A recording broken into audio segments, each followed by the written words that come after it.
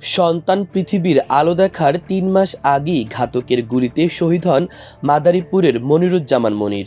এর পরের গল্পটা আরও করুণ। স্বামীর মৃত্যুর পর অপবাদ দিয়ে ঘর থেকে বের করে দেওয়া হয় সন্তান সম্ভবা স্ত্রী সামিরা ইসলামকে। পরে এক আত্মীয়র বাসায় সন্তান জন্ম দেন তিনি। কেউই তাদের খোঁজ খবর ভরণ পোষণ না দেওয়ায় সন্তান নিয়ে অন্তহীন ভোগান্তিতে পড়েছেন বিধবা সামিরা ইসলাম।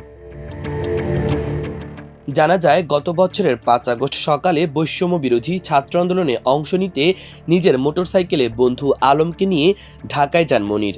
দুপুরে রাজারবাগ পুলিশ লাইন্সে গেলে আন্দোলনকারীদের লক্ষ্য করে নির্বিচারে গুলি করে পুলিশ। এ সময় মনিরের বুকে ও পেটে গুলি লাগে। পরে স্থানীয় একটি হাসপাতালে নেয়ার পর সন্ধ্যায় তার মৃত্যু হয়। পরদিন মাদারীপুরের রাজৈর উপজেলার শাখারপাড় এলাকায় তাকে দাফন করা হয়। শহীদ মনিরের স্ত্রী সামিরা ইসলাম বলেন, সন্তান নিয়ে মাদারীপুর পৌর শহরের আরিয়াল খাঁ নদের পাড়ে একটি ভাড়া বাসায় থাকি। আন্দোলনে মনির মারা যাওয়ার কিছুদিন পর তার পরিবার থেকে অপবাদ দিয়ে বের করে দেওয়া হয় আমাকে। তখন আমি সন্তান সম্ভবা। পরে এক আত্মীয়র বাসায় আশ্রয় নেই।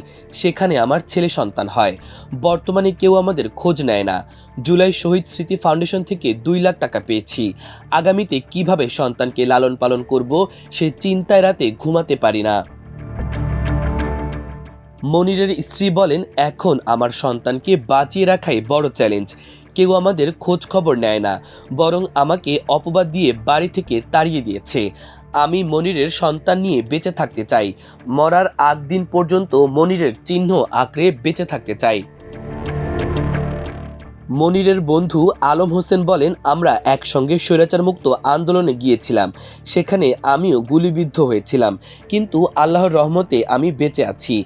আমার বন্ধু আর নেই। তার সন্তানকে মানুষের মতো মানুষ করাই এখন আমাদের সবার দায়িত্ব। প্রশাসনের পক্ষ থেকে মনিরের স্ত্রীকে যদি একটি চাকরি দেওয়া যেত, তাহলে সন্তান নিয়ে বেঁচে থাকতে পারত। এ ব্যাপারে মাদারীপুরের অতিরিক্ত জেলা ম্যাজিস্ট্রেট শাহ মোহাম্মদ সজীব বলেন, প্রশাসনের পক্ষ থেকে যতটুকু সুযোগ সুবিধা আছে সেগুলো আমরা নিহতদের পরিবারগুলোকে দিচ্ছি। আগামীতে যদি কোনো সুযোগ আসে তাহলে সহযোগিতা করা হবে। এছাড়া যদি নিহতের পরিবারের কাউকে কোনো চাকরি দেওয়া যায় সেটাও আমরা দেখব। মাল্টিমিডিয়া ডেস্ক, আমার দেশ।